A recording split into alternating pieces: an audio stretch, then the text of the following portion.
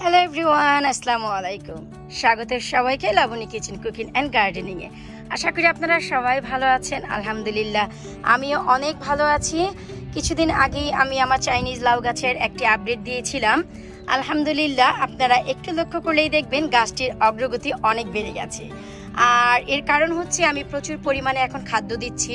চিন্তা করলাম সেপ্টেম্বর শেষ হয়ে গেছে, যদি একটি ফলও খেতে পারি বা আপনাদের সাথে শেয়ার করতে পারি, আমার কাছে মনে হবে যে রাইট যে মেথড তা আমি আপনাদের সাথে শেয়ার করতে পেরেছি। এতে করে এবছর না হলেও সামনের বছর আপনারা উপকৃত হবেন এই মেথডটি জেনে।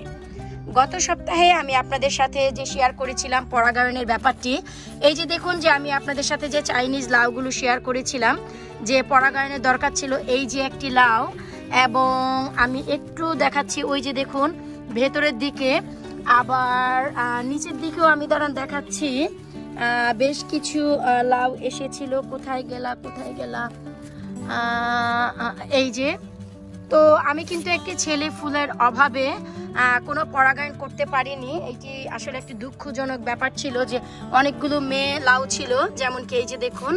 তো এখন আমি যে কাজটি করব, আমি বরাবরই আসলে এসে চেক করি যে কোনো ছেলে ফুল আছে নাকি, আর এমন কোনো লাউ আছে নাকি যা আমরা পরাগায়ন করতে পারি এবং পরাগায়ন করে একটি লাউ অন্তত টিকিয়ে রাখতে পারি।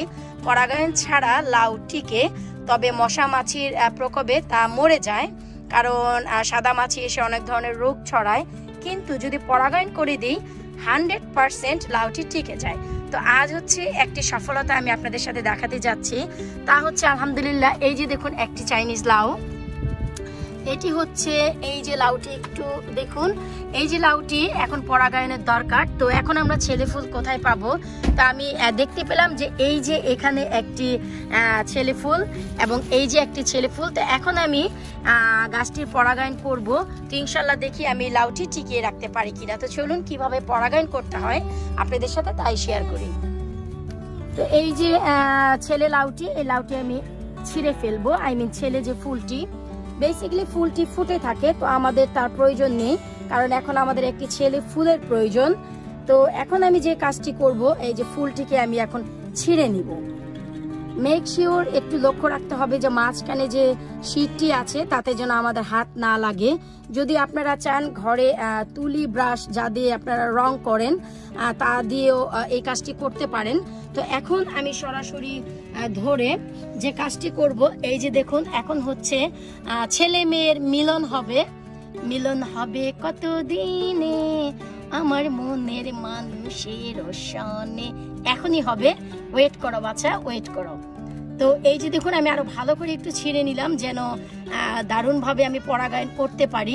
নিচের দিক থেকে ডাঙ্গাটি আসলে পড়ে গেছে। তো এই যে কাজটি করব, আমরা শুধু একটু এইখানে লাগিয়ে দিব, কারণ এই যে ফুলটি আমি দেখাচ্ছি দেখুন এই ফুলটির গায়ে কিছুটা পাউডারের মতন থাকে। তো এই পাউডারটি শুধু একটু মেয়ে ফুলের সাথে লাগলেই আমাদের টিকে যাবে। তো এই যে দেখুন আমি একটু ঘষে দিচ্ছি, আমি একটু কাছ থেকে দেখাচ্ছি। দেখুন যে মেয়ে ফুলের গায়ে পাউডারটি কিন্তু অলরেডি একটু লেগে আছে। তো এখন এটি 100% টিকে যাবে আমি বলতে পারছি। আজকে আসলে দেখাতে পেরে আমার ভীষণ ভালো লেগেছে।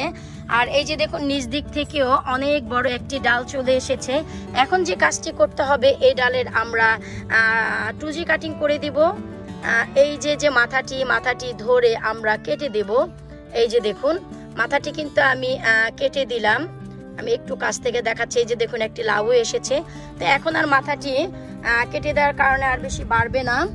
আর একটু লক্ষ্য করলেই দেখবেন যে কতটা গাছের সফলতা, অগ্রগতি।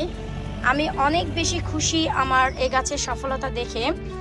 এখন আমি বলতে পারি যে লেট সেপ্টেম্বরে আমি এই গাছ থেকে চাইনিজ লাউ পাবো। আসলে গাছে যখন ফুল ফল ধরে যায় তখন অবশ্যই মনে করে পটাশিয়াম ব্যবহার করতে হয়, এতে করে গাছের ফলগুলো 100% টিকে যায়। আশা করব আজকে আমার এই চাইনিজ লাউয়ের ভিডিও আপনাদের ভালো লেগেছে। ভালো লাগলে অবশ্যই ভিডিওটিতে একটি লাইক দিয়ে যাবেন।